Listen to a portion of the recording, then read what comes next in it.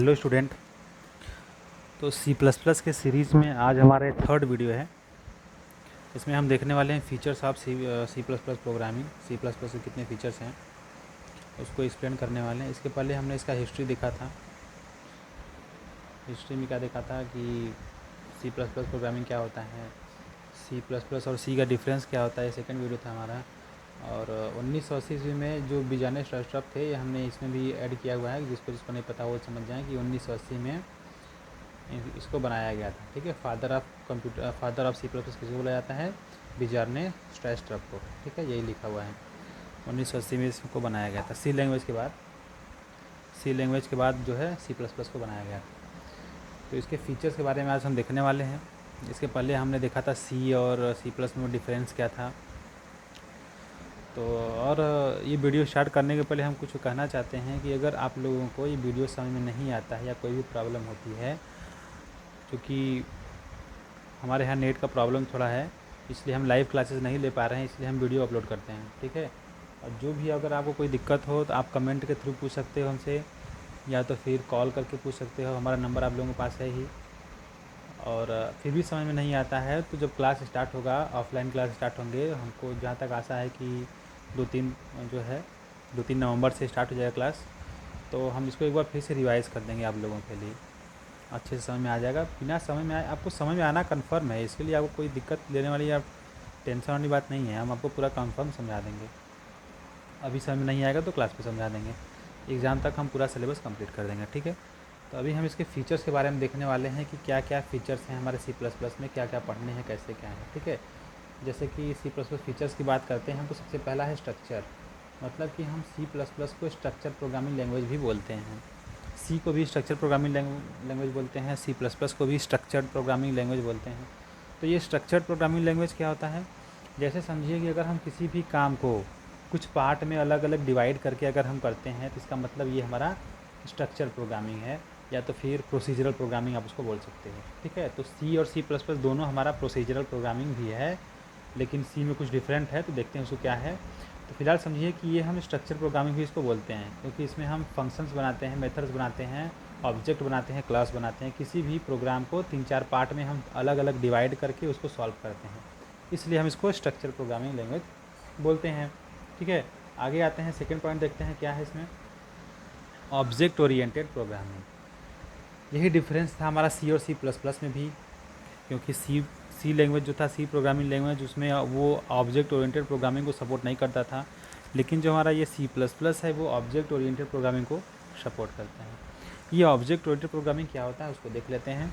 जैसे कि आप समझिए कि ऑब्जेक्ट ओरिएंटेड प्रोग्रामिंग होता है कि ऑब्जेक्ट बेस्ड, जो कि ऑब्जेक्ट पे बेस्ड हो, ऐसा प्रोग्रामिंग जिसमें हम ऑब्जेक्ट बनाते हैं, क्लास बनाते हैं, ये सब क्या होता है? ऑब्जेक्ट ओरिएंटेड प्रोग्रामिंग होता है। तो सी प्लस प्लस में हम ऑब्जेक्ट बना के काम करते हैं। ऑब्जेक्ट ओरिएंटेड के कुछ फंक्शंस हैं, जैसे कि इनहेरिटेंस है, इसमें हम इनहेरिटेंस बनाएंगे, पॉलीमॉर्फिज्म है, इनकैप्सुलेशन, एब्स्ट्रैक्शन, इंटरफेस, ये सब चीज़ें, ऑब्जेक्ट है, क्लास है, ये सब चीज़ें जो हम पढ़ेंगे ऑब्जेक्ट ओरिएंटेड प्रोग्रामिंग में, और ये सब कुछ हमको सी प्लस प्लस में पढ़ने हैं। ठीक है, इसलिए इसको हम क्या बोलते हैं? ऑब्जेक्ट ओरिएंटेड प्रोग्रामिंग लैंग्वेज बोलते हैं। पॉइंटर, तो हम लोग सी प्लस प्लस में पॉइंटर भी यूज़ करेंगे। ओके, अभी तक सी में भी पॉइंटर था, लेकिन कम्प्लीटली जो हमारा रेफरेंस पॉइंटर जो होता है ना, reference variable with in a variable, या तो हम पॉइंटर क्या करते हैं? पॉइंटर मतलब कि अगर हम किसी वेरिएबल का एड्रेस किसी वेरिएबल में देते हैं वो हम पॉइंटर कहलाता है। ठीक है, तो उसको हम लोग सी प्लस प्लस में पढ़ेंगे, तो सी प्लस प्लस को एज ए पॉइंटर भी बोला जाता है। Memory management, C plus plus बहुत बड़ा एक मेमोरी मैनेजमेंट के थ्रू भी इसको देखा जाता है। जैसे कि आप समझ लीजिए सी प्लस प्लस प्रोग्रामिंग में या तो सी प्लस प्लस हो या तो सी प्रोग्रामिंग हो, दोनों मेमोरी मैनेजमेंट के थ्रू आते हैं। जैसे कि अगर हम इसमें कुछ इनबिल्ट फंक्शंस होते हैं, जैसे कि प्रिंट एफ, स्कैन एफ, इसमें सी प्लस प्लस में हमारा होता है सी आउट, सी इन, तो ये सब कुछ होते हैं। Wide man, get C H, ये सब जो है ये सब इनबिल्ट फंक्शंस हैं।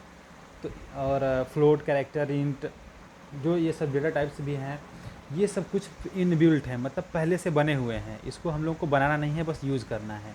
ठीक है, तो ये सब कुछ कहीं लिखे गए होंगे, इसकी कोडिंग कहीं की गई होगी, इसको कहीं स्टोर करके रखा होगा। ठीक है, तो इसको जो है हेडर फाइल, मतलब जो लाइब्रेरी बोलते हैं, नेम स्पेस भी बोलते हैं। ठीक है, तो इसको हम नेम स्पेस CSS C++ में नेम स्पेस भी बोलते हैं। वैसे सी में भी हमारा हेडर फाइल्स और लाइब्रेरीज़ थे, C++ में भी हेडर फाइल लाइब्रेरीज़ हैं। तो इसमें अलग अलग लाइब्रेरीज़ बने हुए हैं, जैसे इनपुट आउटपुट के लिए अलग है, मैथ के लिए अलग है, math.h नाम से हमारा लाइब्रेरी हेडर फाइल बने हुए हैं।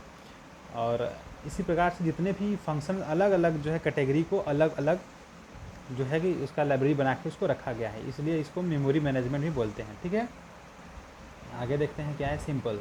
ये तो सबको पता है कि सी और C++ जिसको समझ में आता है उसके लिए सिंपल है भैया, हमारा तो कहना यही है, जिसको समझ में आता है उसके लिए सब कुछ सिंपल है, जिसको समझ में नहीं आता उसके लिए सब कुछ हार्ड है। तो C++ का जो ये फीचर्स है ना, ये सिंपल में भी आता है। इसका मतलब ये है कि C++ प्रोग्रामिंग हम लोग ईजिली फ्री ऑफ कॉस्ट एकदम सिंपल ढंग से इसको हम पढ़ सकते हैं। अगर थोड़ा सा भी माइंड लगाते हैं तो C++ बहुत ईजी सिंपल हमारा लैंग्वेज है। ठीक है, आगे देखते हैं पोर्टेबल। ये पोर्टेबल होता है। पोर्टेबल मतलब कि एक जगह से दूसरे जगह तक ले जाया जा सकता है। अगर एक सिस्टम पे हम एक ऑपरेटिंग सिस्टम पे इसका प्रोग्रामिंग करते हैं, इसको हम किसी दूसरे ऑपरेटिंग सिस्टम पे रन करा सकते हैं। ठीक है, ये पोर्टेबल हो गया हमारा। Faster and secure. फास्टर तो ठीक है, सी प्रोग्रामिंग में फास्टर था, ये भी फास्टर है। मतलब कंपाइलेशन और रन टाइम में अगर हम किसी प्रोग्राम को बना के कंपाइल करते हैं तो कंपाइल करने में ज़्यादा टाइम नहीं लगता है। ठीक है, इसलिए इसको फास्टर बोलते हैं। सिक्योर, ये मतलब सी से भी ज़्यादा सिक्योर है। क्यों है? ऑब्जेक्ट ओरिएंटेड प्रोग्रामिंग के थ्रू इसको ज़्यादा सिक्योरिटी मिलती है।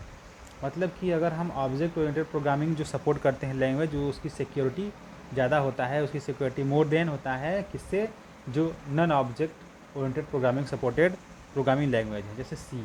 तो सी से ज़्यादा सिक्योर हो गया हमारा C++। क्यों हो गया? क्योंकि C++ ऑब्जेक्ट ओरिएंटेड प्रोग्रामिंग को सपोर्ट करता है। तो ऑब्जेक्ट ओरिएंटेड प्रोग्रामिंग को सपोर्ट करता है, तो स्वाभाविक सी बात है इसमें हम ऑब्जेक्ट बना के काम करेंगे। किसी ऑब्जेक्ट के थ्रू हम किसी चीज़ को कॉल करते हैं, तो उसकी सिक्योरिटी बढ़ जाती है। ठीक है, आगे देखते हैं मिड लेवल लैंग्वेज। तो C++ को हम मिड लेवल लैंग्वेज बोलते हैं, और सी प्रोग्रामिंग लैंग्वेज को भी मिड लेवल लैंग्वेज ही बोला जाता है, और कहीं कहीं इसको जो है लो लेवल का बोल दिया जाता है सी प्रोग्रामिंग को। लेकिन C++ को हम लोग मिड लेवल ही बोलते हैं। क्यों बोलते हैं? क्योंकि इसके अंदर लो लेवल और हाई लेवल दोनों तरह के प्रोग्रामिंग लैंग्वेज के फीचर्स अवेलेबल हैं। लो लेवल के फीचर मतलब क्या होता है? लो लेवल का मतलब जैसे कि हमारा फास्टर हो गया, पोर्टेबल हो गया, स्ट्रक्चर्ड हो गया, मेमोरी मैनेजमेंट, सिंपल, ये सब जो है लो लेवल के हैं। ठीक है, लेकिन हाई लेवल का मतलब जैसे कि हो गया आपका मेमोरी मैनेजमेंट भी आ गया हाई लेवल में ही है, पॉइंटर है, ऑब्जेक्ट ओरिएंटेड मेन है। ये ऑब्जेक्ट ओरिएंटेड जो है हाई लेवल प्रोग्रामिंग का सपोर्ट करता है, तो C++ भी सपोर्ट करता है। तो मतलब कुछ फीचर्स इसके लो लेवल के भी हैं, कुछ फीचर्स हाई लेवल के भी हैं, इसलिए इसको क्या बोलते हैं? Mid level language. तो आज का हमारा वीडियो यहीं पे क्लोज होता है। आप लोग इसको पॉज करके वीडियो को 1 बाय 1 पॉइंट वाइज पॉइंट इसको लिख के एक नोट्स बना लीजिएगा। इसके बारे में अगर आपको डिफिनीसन नहीं पता है, नहीं है, तो डिफिनीसन लिखने की कोई ज़रूरत नहीं है। आप बस इस पॉइंट वाइज इस स्ट्रक्चर हेडिंग C++ फीचर्स लिख के पॉइंट वाइज पॉइंट सबको लिख लेना। जब क्लास ओपन होता है तो इसके बारे में हम एक बार फिर से बता देंगे। अगर आपको लिखना होगा उस टाइम लिख लीजिएगा, नहीं तो फिर इसके बारे में अगर आपको समझ में आ गया तो उससे अच्छा कोई नहीं है। और नेट पे इसका नोट्स भी अवेलेबल है, आप लोग को चाहिए तो कमेंट करिएगा, हम इसका नोट्स भी आपको दे देंगे। ठीक है, अब आगे जो है C++ का हम प्रोग्रामिंग स्टार्ट करेंगे। ठीक है, आज का वीडियो हम यहीं पे क्लोज़ करते हैं। धन्यवाद।